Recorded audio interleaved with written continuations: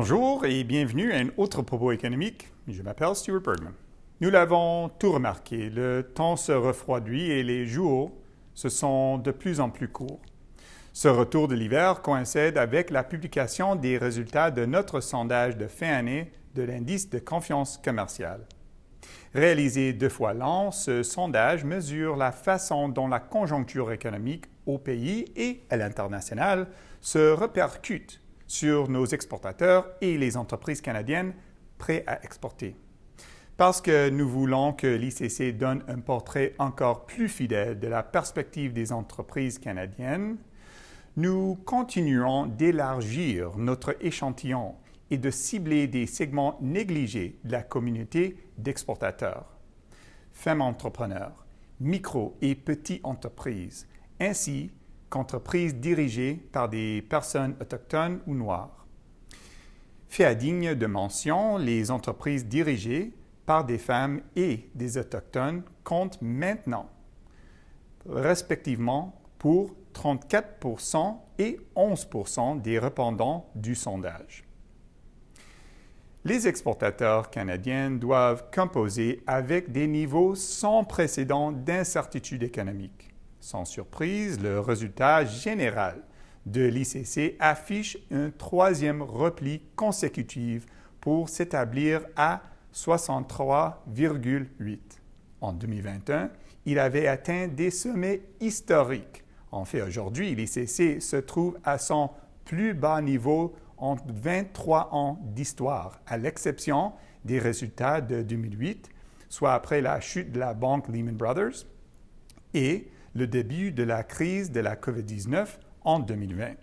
Malgré le recul de tous les éléments de l'indice par rapport à notre sondage de juin dernier, les replis les plus notables sont observés du côté des perceptions de la conjoncture économique sur le marché canadien et les attentes quant aux ventes sur le marché national.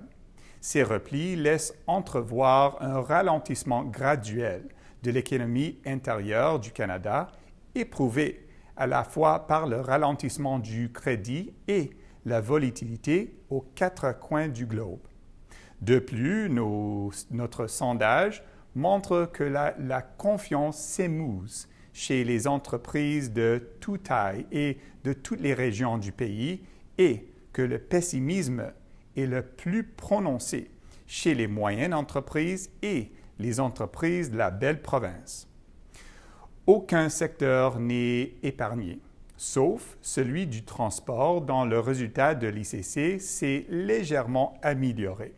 Ce tableau contraste avec celui de notre sondage du printemps où l'envolée du cours des produits de base avait renforcé la confiance dans le secteur des industries extractives. Cette tendance s'est toutefois inversée à l'automne à la suite de la baisse du cours mondial des matières premières. Alors, qu'est-ce qui préoccupe nos exportateurs? Les problèmes liés aux chaînes d'approvisionnement préoccupent toujours la plupart des répondantes, surtout les moyennes entreprises, un sentiment partagé par les chefs d'entreprise rencontrés cet automne lors de notre tournée table ronde destinée aux hauts dirigeants. Cela dit, on s'attend de moins en moins à ce que cette situation perdure. L'augmentation du coût de la conduite des affaires, la conjoncture économique mondiale, la pénurie de main-d'œuvre et les problèmes du trésorerie deviennent rapidement des inquiétudes grandissantes, notamment chez les petits et les micro-entreprises. Près de 3/4 des répondants pensent que l'inflation nuit à leur activité et plus de la moitié prévoit que les tensions sur les prix dureront plus d'1 an. Parallèlement, une part plus importante des répondants voit la pénurie de main-d'œuvre comme une contrainte majeure, un point de vue aussi exprimé par les chefs d'entreprise rencontrés lors de notre tournée. À ce sujet, les intentions du côté de l'embauche se sont modérées. À peine 43% des répondants s'attendent à recruter plus de personnel au cours de la prochaine année. Ce taux était 51% lors de notre sondage mi-année. Les répondants restent moroses à l'égard de l'état général de l'économie mondiale. La grande majorité déclare qu'un repli mondial de l'activité les pénaliserait. Près de la moitié des entreprises s'attendent à une détérioration des conditions financières, vu la perspective d'une récession mondiale et du double impact d'une inflation généralisée et d'une hausse des taux d'intérêt. Notons que l'augmentation des taux d'intérêt pose d'importants défis pour les entreprises canadiennes. Les coûts d'emprunt plus élevés ont un effet déterminant sur les décisions d'investissement et les projets de diversification. Comme lors de nos précédents sondages de l'ICC, les États-Unis continuent de représenter notre premier marché et la destination de 70% de notre vente à l'étranger. Ils sont suivis du Royaume-Uni, de l'Australie, du Mexique. Cependant, les premiers signes d'un ralentissement de l'économie américaine font diminuer les ventes sur ce marché.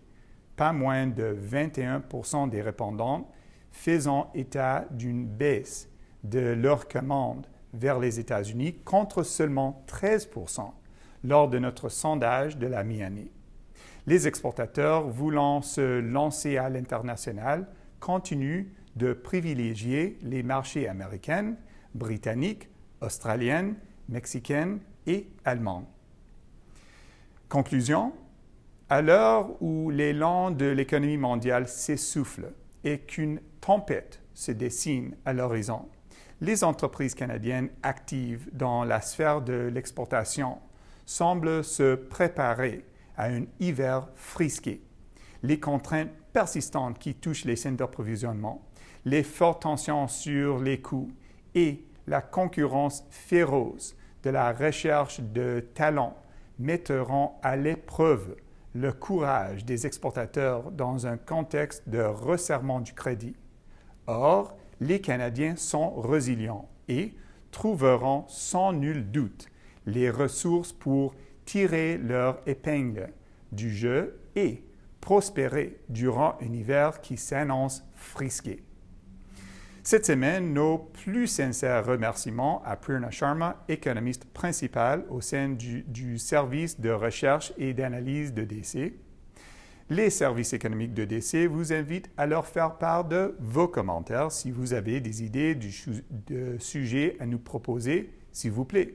N'hésitez pas à nous les communiquer et nous ferons de notre mieux pour les traiter dans une édition future du Propos. Merci et à la prochaine.